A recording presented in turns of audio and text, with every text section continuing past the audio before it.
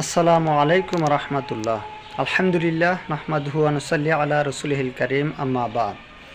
আল্লাহ সুবহানাহু ওয়া তাআলা কুরআনুল কারীমের সূরা মুনাফিকুনের 10 নম্বর আয়াতে বলছেন, ওয়া আনফিকু মিম্মা রাযাকনাকুম মিন ক্বাবলি আইয়াতিয়া আহাদাকুমুল মাউত ফায়াকুলু রাব্বি লাউলা আখখারতানি ইলা আজালিন করিব ফাআসাদ্দাকা ওয়া আকুম মিনাস সলিহিন। আল্লাহ তাআলা বলছেন যে ও আনফিকু, তোমরা ব্যয় করো।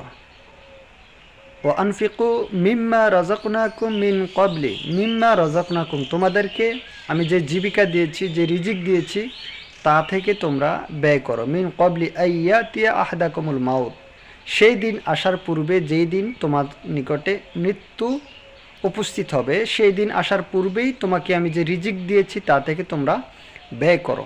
মানুষ মনে করে যে একটা সময় গিয়ে সে দান করবে। আল্লাহ বলেছেন যে তুমি তোমার মৃত্যুর পূর্বেই তুমি কি করো, আল্লাহর জন্য সেটাকে ব্যয় করো। আইয়াতি আহাদাকুমুল মাউত ফায়াকুলু রব্বি লাউলা আখখারতানি ইলা আজালিন করিব, আর মৃত্যু যেদিন চলে আসবে সেই দিন তুমি বলবে যে আমাকে আরেকটু অবকাশ দেওয়া হোক। ফায়াকুলু রব্বি, হে আমার রব, আমাকে একটু অবকাশ দিন, আমাকে একটু সুযোগ দিন।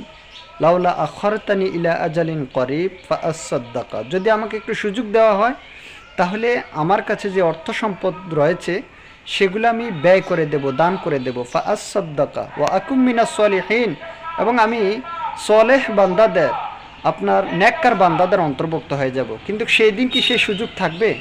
সেই দিন কিন্তু সেই সুযোগ দেওয়া হবে না। আল্লাহ সুবহানাহু ওয়া তাআলা আমাদেরকে বুঝার তৌফিক দান করুন, আমিন।